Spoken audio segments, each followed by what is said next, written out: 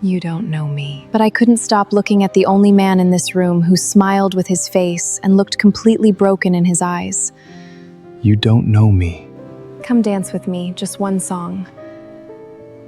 After that, if you still want to be alone, I'll let you go. Her hand was already reaching for mine before I saw her face. I was standing at the edge of the dance floor at my best friend's wedding, holding a glass of something I wasn't drinking, trying to figure out how soon I could leave without it being obvious. She came out of the crowd like she'd been sent. Dark dress, dark hair, eyes that looked like they'd been laughing all night and crying right before that. "Just one dance," she said. "I don't dance." "Neither do I." She took the glass out of my hand and set it on a table without looking. "That's why it's only one." The band started a slow song. She took my hand. I let her. That was the first song. We didn't sit down for the rest of the night. And I need you to understand. By the time the last song played, I knew things about this woman that her closest friends didn't know. And she knew things about me I'd never said out loud. And we'd built something on a dance floor in 4 hours that most people don't build in 4 years. This is the story of 5 songs. Each one changed my life. Let me back up, but not far, because this story doesn't need 10 years of backstory. It needs one night. My name's Cole Sullivan. I'm 33. I'm a carpenter in Dayton, Ohio. I build things, custom furniture mostly. Bookshelves, tables, mantels, the kind of woodwork that goes into old houses, but the thing that pays the bills? Wedding venues. I build the stages, the arbors, the dance floors. I've built the backdrop for something like 60 weddings in 5 years. I haul lumber in the morning. I frame it, sand it, finish it. And then on the wedding day, I stand in the back and watch strangers dance on the thing I made with my hands. And then I go home alone. 60 weddings. I have never once danced at one. I was at this one because the groom, Tyler Rhodes, has been my best friend since we were 12. I built his whole venue. The arch, the dance floor, the head table. Did it for free. Wouldn't let him pay. Told him the wood was my gift. But there's a thing I haven't told Tyler. A thing I haven't told anyone. And it's the reason I was standing at the edge of the floor trying to leave. Before I tell you the rest of this night, if you've ever been the person standing at the edge of somebody else's happiness, watching from the outside, wondering if it's ever going to be your turn, tap that subscribe button right now, because this story is for you. All right, back to the floor. Song 1. It was something old. Sinatra, maybe. The kind of song that makes people who can't dance look like they can, because all you have to do is hold on and sway. She was a terrible dancer. I mean genuinely bad. She stepped on my feet twice in the first 30 seconds and laughed about it both times. A real laugh, loud, the kind that turns heads. "I warned you," she said. "You said you didn't dance. You didn't say you were dangerous. I'm extremely dangerous. You should be scared." She adjusted her hand on my shoulder. "I'm Hannah. Cole. I know who you are," she said. That stopped me. "Tyler talks about you constantly," she said. "I'm Lauren's college roommate. The perpetually single friend at table 9. She rolled her eyes at the phrase. "I've been seated next to Lauren's divorced uncle all night. He's told me about his boat 4 times. I saw you standing over here, looking exactly as thrilled as I was, and I thought, one dance with somebody who isn't going to tell me about his boat. I don't have a boat. See? We're already ahead." I laughed. I hadn't laughed at a wedding in I don't even know how long. The song ended. She started to pull away. Something in my chest lurched. "One more," I said. She looked at me, surprised, then not surprised. "One more," she said. Song 2. Something faster. The floor filled up around us. We couldn't really dance to this one. Nobody can. At weddings, you just move. But we stayed close, and the talking got easier, the way it does when the music's loud and you have to lean in. She asked me what I did. I told her. She asked me what I'd built here. I told her. The arch, the floor, the table. She looked down at the floor beneath our feet, then back at me. "You built this," she said. "This floor. The one we're standing on. Yeah. You built the most beautiful part of your best friend's wedding, and you were standing in the corner alone." "I build them," I said. "I don't use them." She tilted her head. "Why not?" And here's the thing. I don't know why I told her. I don't tell anyone. But the music was loud, and she was close, and she was looking at me, like the answer actually mattered. And it came out. "My brother got married 4 years ago," I said. "Ryan. He was 2 years younger than me. I was his best man. I built his whole venue too. The arch, the floor, everything. It was the last time I ever danced." I kept my eyes on a spot past her shoulder. "He died 2 years later. Car accident.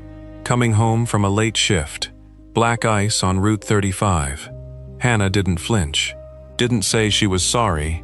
Didn't do the face. She just said, 'What song?' "What?" "The last song you danced to. At his wedding. What was it?"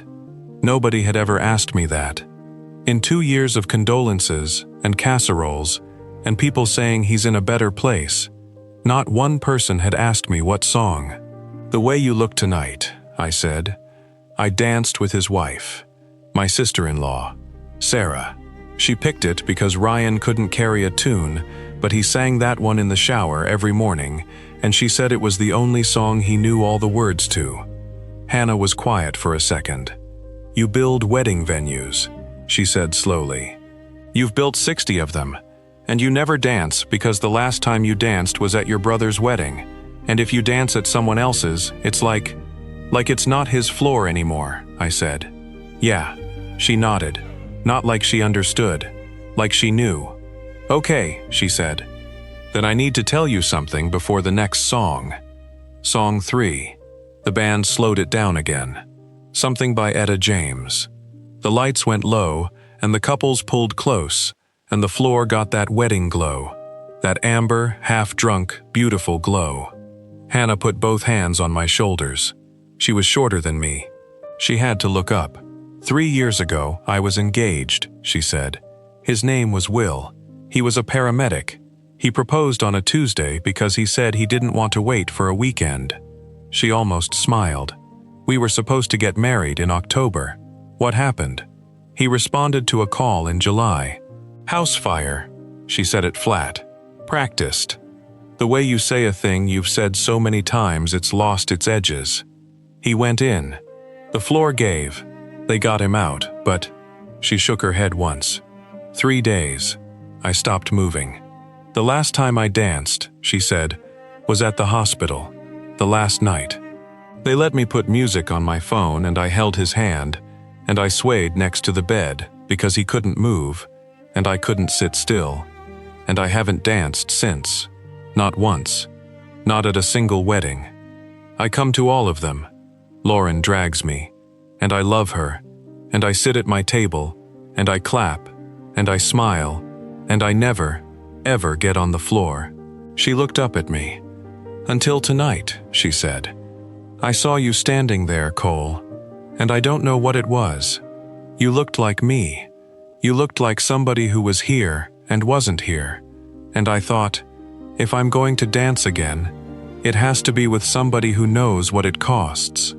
We stood there on the dance floor I'd built with my own hands, 2 people who'd each stopped dancing the day they lost the person they loved most, and the song played, and we didn't move, and we didn't let go, and that was its own kind of dancing. We're a mess, she said into my shoulder. Complete disaster, I said. One more song? Yeah, I said. One more. Song 4. The floor was thinning out. It was late now, past 11. The older couples had gone. The drunk couples were at the bar. The serious couples were slow dancing in the corners, with their eyes closed. We were still in the middle. Can I tell you something weird? Hannah said. At this point, go for it. I've seen you before. Not tonight, before. She pulled back enough to look at me. 3 weeks ago, I came to help Lauren with the setup, and you were here, in the barn, building the arch. You had sawdust in your hair, and you were talking to the wood. I don't talk to the wood. You talk to the wood. You said, "Come on, stay with me to a piece of cedar that was splitting." That's not talking. That's carpentry. She grinned. I watched you for 20 minutes. You didn't know I was there. And I don't know what I thought. Something about the way you touched it. The wood. Like it mattered. Like you were building something for somebody you loved, and not just a client. I didn't say anything. I asked Lauren about you that night, she said. She told me about Ryan. Lauren told you. Lauren told me. Her eyes were steady. She told me you've built 60 venues and never once danced. She told me you wear your brother's cufflinks to every single wedding. She told me you won't take the floor because it's like letting go of him. Hannah's hand moved to my wrist. She touched the cufflink. Ryan's cufflink. Silver. Engraved with his initials. And I thought about Will. And I thought about how I do the same thing. I go to every wedding, and I sit at my table, and I hold on to my grief like it's the last piece of him I've got. She turned the cufflink under her thumb. And I decided, she said. Before I walked over to you tonight, I decided that if you said yes to one dance, just one, then maybe I was allowed to stop holding on so tight. Because a man who builds floors he never dances on would understand. She looked up. You said yes, Cole. You said yes, and then you said one more. 3 times. We've been dancing for an hour and a half, and you haven't let go of my hand once. I looked down. She was right. I hadn't. And then I did the dumbest thing I've done in my entire life. I let go. I stepped back. 1 step. And I watched the light go out of her face like somebody had flipped a switch. I can't do this, I said. Hannah, you came here looking for a man who's ready, and I'm not. I build floors, I don't use them. That's the whole thing. I've been standing at the edge for 2 years because stepping onto the floor means Ryan's really gone. Means the last dance is really the last dance. And I can't. Stop, she said. I stopped. You think I came over here because I'm ready? She laughed. It was not a happy sound. Cole, I haven't danced in 3 years. I wear Will's ring on a chain around my neck. I RSVP'd to this wedding alone for the 6th time in a row. I am the opposite of ready. She took a breath. But I'm here, and so are you. And ready is a lie people tell themselves so they never have to start. She held out her hand. Get back here, she said.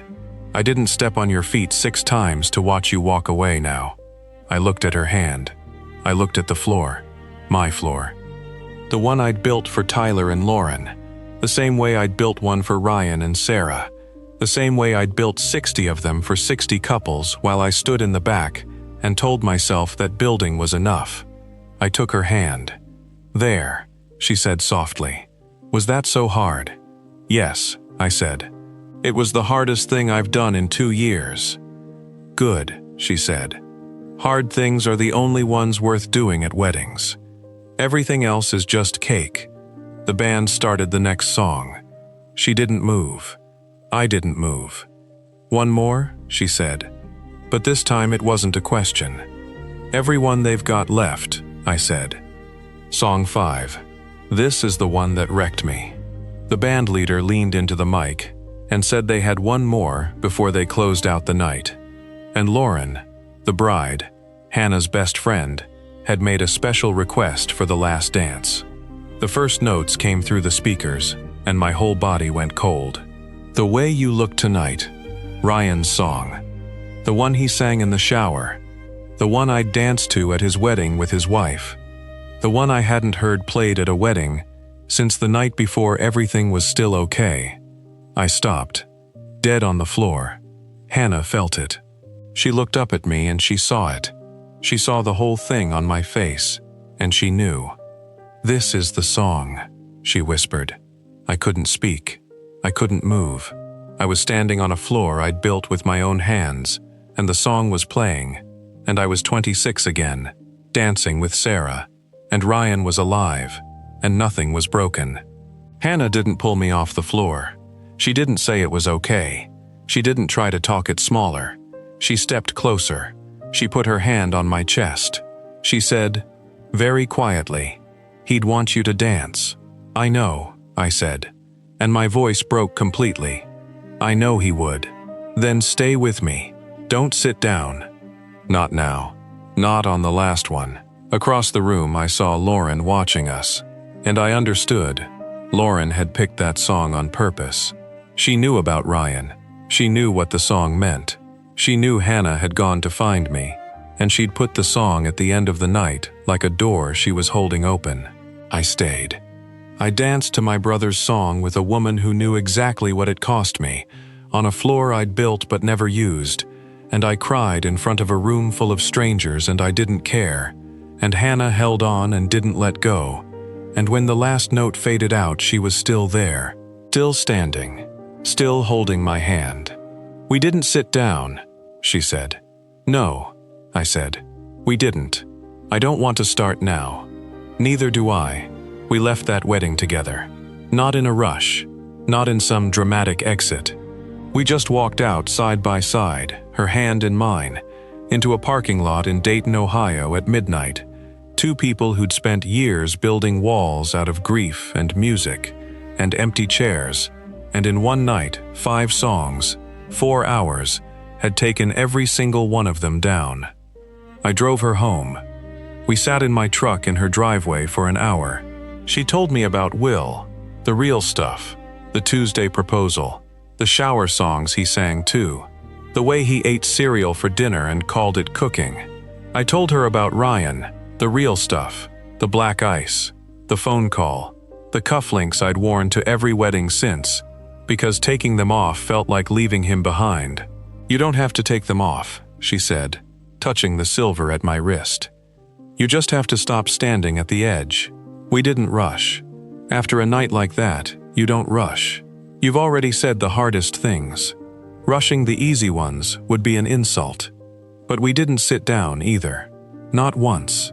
First week, she came to my workshop, watched me build, brought coffee. Black, no sugar, she'd asked Tyler. She sat on a sawhorse and read while I worked. And the silence between us was the kind that means somebody's staying, not leaving. One evening that week, she reached for my wrist while I was setting down a mug. She turned the cufflink in the light. "RS," she read. "Ryan Sullivan." "Yeah. There's something on the other side." She turned it over. I'd never shown anyone the other side. On the back, in Ryan's scratched handwriting, he'd done it himself with a pocket knife the night before his wedding, half drunk, grinning. It said, "Dance, you coward." Hannah read it. "Read it again." Then she looked up at me, and her eyes were full and fierce.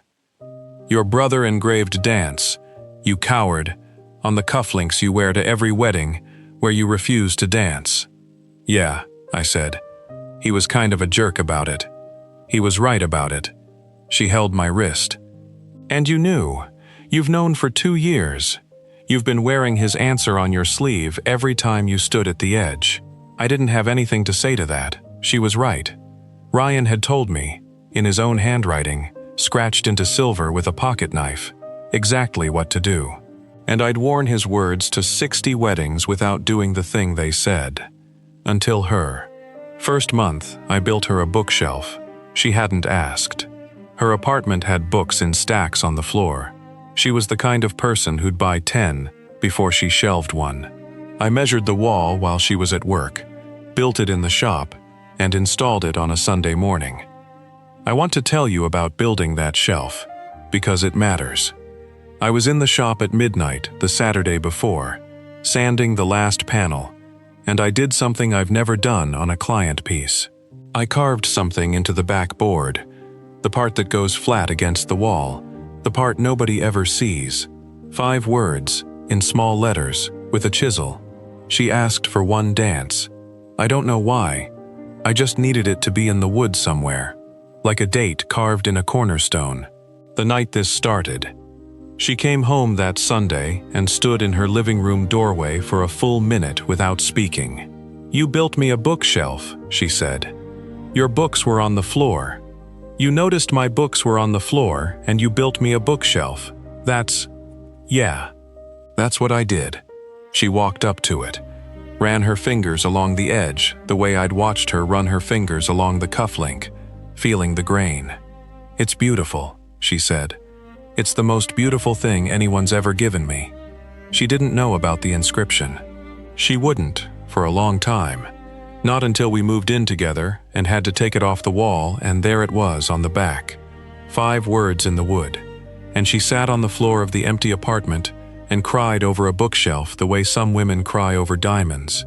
And I knew I'd married the right person. But that was later. That Sunday, she kissed me for the first time, right there, smelling like sawdust and coffee, with a power drill still in my hand. 0 romance. Total perfection.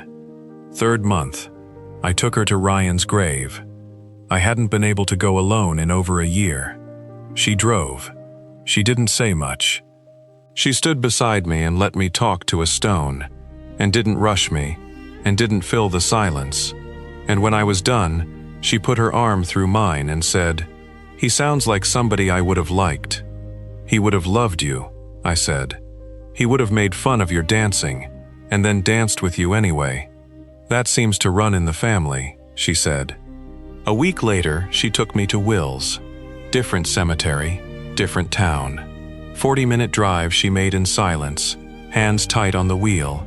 And I understood, because I'd done the same drive to Ryan's 100 times. The 40 minutes where you rehearse what you're going to say, and then get there, and say none of it.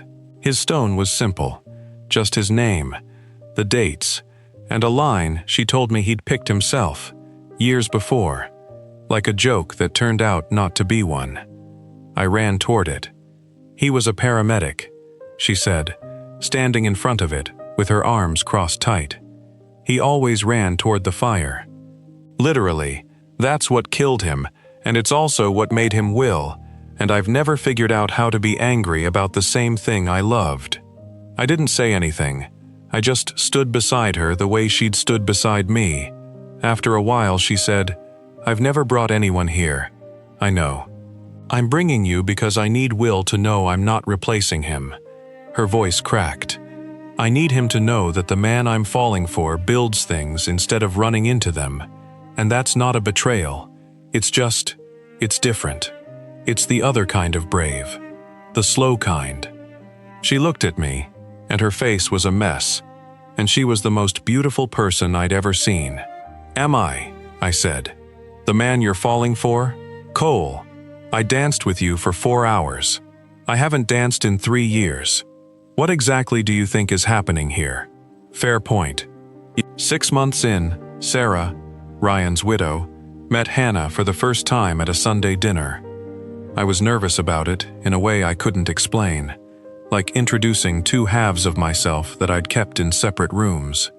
Sarah watched us all evening, the way Hannah touched my arm without thinking, the way I leaned toward her when she talked.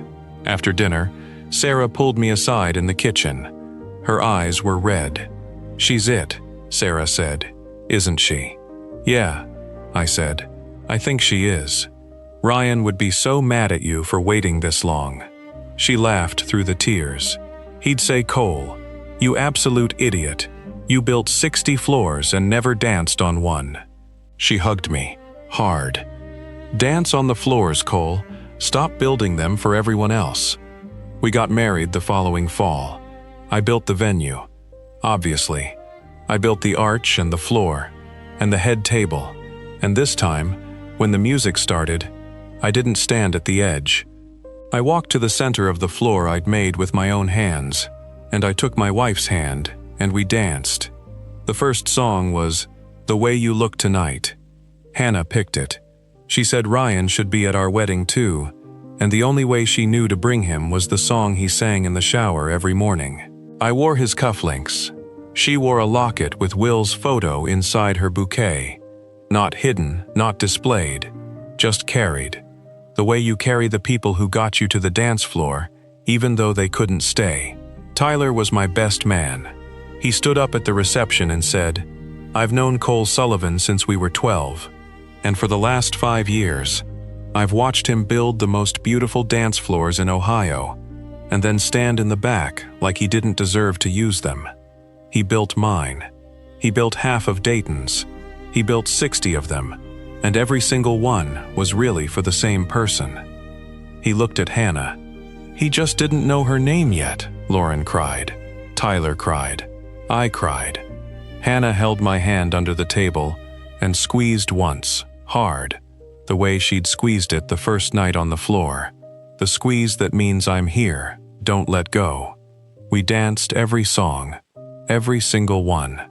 The band played till midnight, and we were the last 2 people on the floor, shoes off, half drunk, her head on my chest, swaying to something nobody was playing anymore, just swaying, because stopping felt like sitting down, and we'd made a promise. She said, just one dance, at a wedding on a Saturday night in Dayton, Ohio. Neither of us has sat down since. I build dance floors for a living, 60 of them. 60 stages I sanded and finished, and watched other people use, while I stood in the back with my brother's cufflinks and my hands in my pockets. I thought building was enough. I thought showing up, putting in the wood, making something beautiful for other people's love. I thought that was the job. It wasn't. The job was never building the floor. The job was getting on it. She asked for one dance. I gave her one. Then one more. Then one more. Then every song the band had left. And then every song after that, for the rest of my life. You don't get that by building. You don't get it by standing at the edge. You get it by saying yes to somebody who's just as scared as you are, and staying on the floor until the music stops. It hasn't stopped yet. I don't think it's going to. If you've ever been the one standing at the edge, watching, building, waiting for permission to step onto the floor, I want to hear about it. Tell me your story down in the comments, and tell me where in the world you're watching from tonight. I read every single one. Somebody wrote in last week from a wedding reception, sitting at a table alone, and I hope with everything I've got that they got up and danced before the night was over. And before you go, be honest with me. If a stranger walked up to you at a wedding and said, just one dance, would you take their hand? Or would you stay at the edge, where it's safe, where nothing breaks and nothing begins? There's no wrong answer. There's just the floor. If this one got you, tap that like, hit subscribe, turn on the bell. I'm here every single week with a new story about the kind of love that doesn't wait for you to be ready. It just walks up and takes your hand. Get on the floor. I'm glad you're here.